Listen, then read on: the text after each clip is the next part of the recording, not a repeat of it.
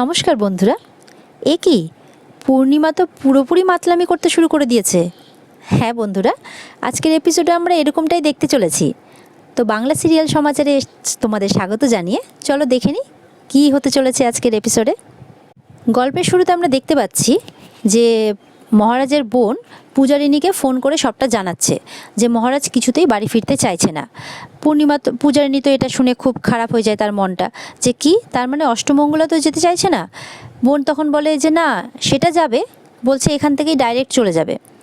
বোন তখন বলে কিন্তু কালকে অষ্টমঙ্গলা সমস্ত নিয়মকানুন হয়ে গেলেই দাদা নাকি আবার গ্রামের বাড়ি চলে যাবে।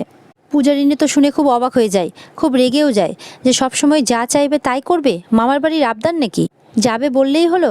বোন তখন বলে হ্যাঁ, দাদা যা বলে ঠিক যেরকমটা বলে সেরকমটাই করে, আর বলেছে ঠাম্মিকেও নাকি সঙ্গে করে নিয়ে যাবে। এটা শুনে তো পূর্ণিমা আরও অবাক হয়ে যায়। এটা শুনে তো পূজারিনী আরও অবাক হয়ে যায়। পূজারিনী তখন বলে অষ্টমঙ্গলা করতে কি একা একা কখনো কেউ যায়? তখন এদিকে বোন বলে তাই তো বলেছে, একা যাবে না, ক্লাবের ছেলেপেলের সঙ্গে যাবে। পূজারিনী তখন মনে মনে ভাবতে থাকে কালকে তার কথাগুলো, ভাবে যে সে তো বলেছিল, মানে পূজারিনী আর কি, যে যদি মহারাজ কোনো কথা না শুনে বা বাড়ি না ফেরে তাহলে সে মদ খেয়ে পুরো বেসামাল হয়ে যাবে। পূজারিনী তখন খানিকক্ষণ ফোনের মধ্যে চুপ করে যায়। বোন তখন বলে তুমি আছো ফোনে? পূজারিনী বলে হ্যাঁ আমি আছি। তুমি এক কাজ করো, তোমার দাদাকে বলে দাও যে সে যদি আজকে বাড়ি না ফেরে তাহলে তার রাখা সেই 3টে মদের বোতলই আমি খেয়ে শেষ করব আর বাড়িতে তাণ্ডব করব। আর এটা শুনে তো বোন পুরো অবাক হয়ে যায়।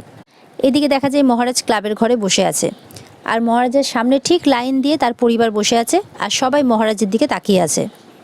মহারাজ বলে কি ব্যাপার, তোমরা এখানে সবাই এরকমভাবে বসে আছো কেন? বাবা, বাড়ি নিয়ে যাও সবাইকে, বাড়ি যাও তোমরা সবাই। আশ্চর্য তো।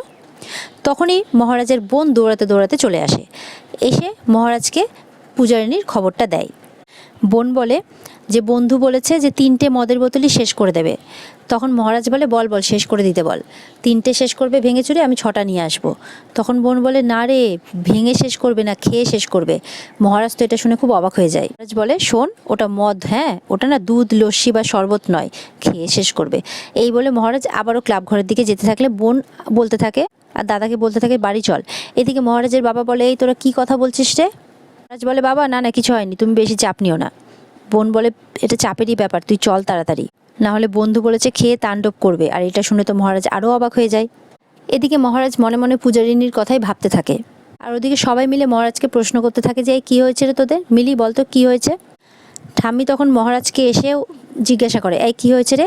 মহারাজ তখন মনে মনে ভাবতে থাকে না না না, এই বিষয়টাকে তো হালকাভাবে নেওয়া যাবে না, এই মেয়েটাকে তো বিশ্বাস করা যাবে না, এই একবার জেদ উঠলে তো এই যা বলে তাই করে, এই সত্যি সত্যি মদ খেয়েও নিতে পারে আবার তাণ্ডবও করতে পারে। এদিকে দেখা যায় পূজারিনী তো পুরো মদ খাওয়ার জন্য প্রস্তুত, সে সামনে বসে পড়েছে আর বলছে আসবেন না তো আপনি, এবার দেখুন তাহলে আমি কি করি।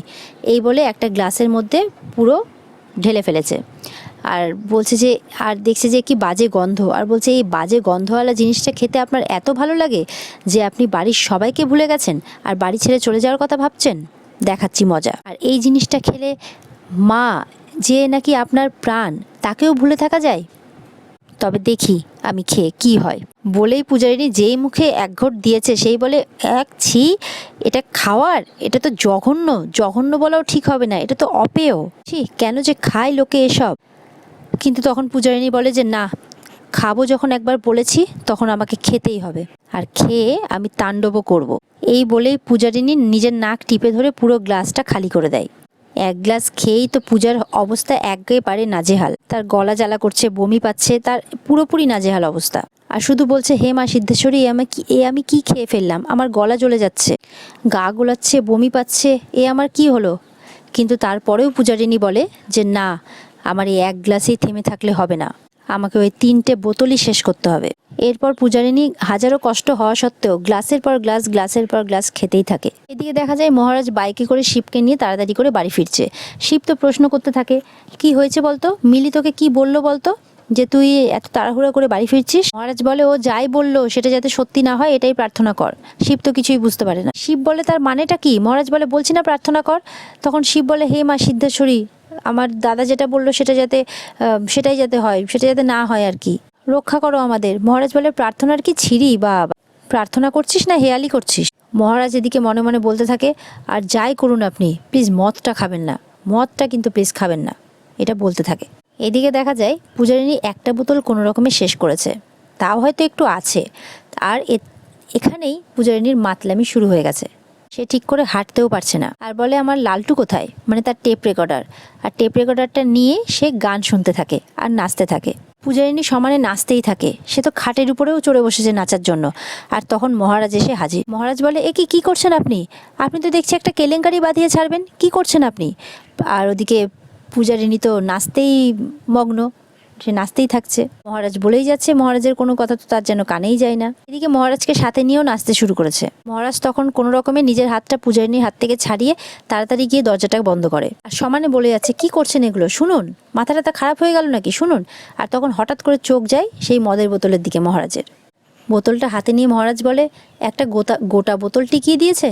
ও বাবা, আবার সেকেন্ড বোতল খুলেছে খাবে বলে, দিয়ে সাথে সাথে গানটা বন্ধ করে দেয়। মহারাজ বলছে, আপনি একটা গোটা বোতল খেয়ে ফেলেছেন? পূজারিনী বলে, হ্যাঁ।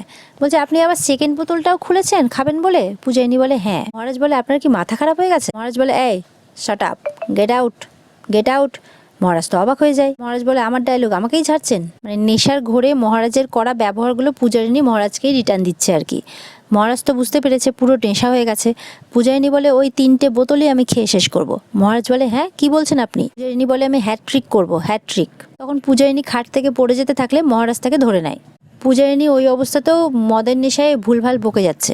পূজারিনী বলে, ফুল, বাড়িতে আসবেন না মানেটা কি, বাড়িতে খাবেন না মানেটা কি, ইউ ফুল। মহারাজ বলে, ফুলটা আমি নই, ফুলটা আপনি। পূজারিনী বলে, না আমি ফুল নই, আমি ফুলবালি, বলে হাসতে থাকে। মহারাজ তো সেই সময় কি করবে কিছুই বুঝে পায় না। পূজারিনীকে শক্ত করে ধরে রেখেছে নিজের হাতে। মদের নেশায় পূজারিনী পূর্ণিমার বলা কথাগুলোও উগলাতে থাকে, যে আমি তো গরিব ঘরের বাচাল মেয়ে, এইসব কথা আর কি। বলে, থামুন এবার, এত চিৎকার করছেন কেন, সবাই শুনলে কি ভাববে বলুন তো? পূজারিনী তখন বলে, ভাবুক, ভাবলে বুদ্ধি খোলে। আচ্ছা আমার স্টেজটা কোথায় বলুন তো? মহারাজ বলে, স্টেজ, কিসের স্টেজ? এই বলে একটা চেয়ারের উপর উঠে পড়ে, বলে এটাই নাকি তার স্টেজ। তখন পূর্ণিমা বলে যে, এই যে মিসেস পূর্ণিমা মুখার্জি, এই বলে জোরে জোরে চিৎকার করতে থাকে। এই চেয়ারে দেওয়ার হলো না, আরেকটা চেয়ারে সে গিয়ে ওঠে। সেখানে গিয়েও সে বলতে থাকে, এই যে মহারাজের মা, কোথায় আপনি? মহারাজ সমানে চুপ করাতে থাকে, কিন্তু সে কিছুতেই চুপ করে না। সে জোরে জোরে মহারাজের মায়ের নাম ধরে ডাকতে থাকে। কখনো বলে মিসেস পূর্ণিমা মুখার্জি, কখনো বলে মহারাজের মা আপনি কোথায়, আবার কখনো বলে এই যে মাতারানী আপনি কোথায়। এদিকে ঘরের বাইরে দাঁড়িয়ে ঠাম্মি আর মিলি সবটা শুনছে, সঙ্গে শিব আর মহারাজের বাবাও আছে। ঠাম্মি বলে, এই সর্বনাশ করেছে, নাথবাবু বোধহয় সত্যি সত্যি 3 বোতল খেয়ে ফেলেছে। আর শিব বলে যে এবার কি হবে? এদিকে মহারাজের বাবা তো হাসতে থাকে সমানে। আমি বলে, আরে তুই হেসে মরছিস কেন? নাথবউ এরকম চেঁচাচ্ছে, এক্ষুনি তো দজ্জাল বউ নেমে আসবে। শিব আর মিলি চলে যায় ওদিকে, যাতে তার মাকে তারা আটকাতে পারে। মহারাজের বাবা তো সমানে আড়ি পেতে মজা নিতে থাকে। ঠাম্মি বলে, তুই একই করছিস, তোর বউমা চেঁচাচ্ছে আর তুই আড়ি পেতে শুনছিস, এক্ষুনি তোর বউ এসে তোর ঠ্যাং ভাঙবে। এই বলে ঠাম্মিও হাসতে থাকে আর আড়ি পেতে শুনতে থাকে। এইদিকে পূর্ণিমাকে দেখা যায় আবারও সে মহারাজের ছবি বের করেছে আর বলছে, সারাদিন সারা রাত বাইরে থেকে হসপিটালের জামা কাপড়ে সে এখন বাড়ি ঢুকলো। বলে, মহারাজ নাম রেখেছি তাই বলে সত্যি সত্যি এই রাজ্যের মহারাজ ভাবছে নিজেকে। ঘরের খেয়ে বোনের মোষ তারাই বলি, কি ভুল বলি? ঠিকই তো বলি, সবই তো মিল খেয়ে যাচ্ছে, একটা বউও জুটিয়েছে। এই সমস্ত কথা পূর্ণিমা বলতে থাকে আর কি। এইদিকে তো পূজারিনী পুরো মা মা মা মুখার্জি বলে চিৎকার করে করে ডাকতে থাকে। মহারাজ তো কি করবে কিছুই বুঝে পায় না।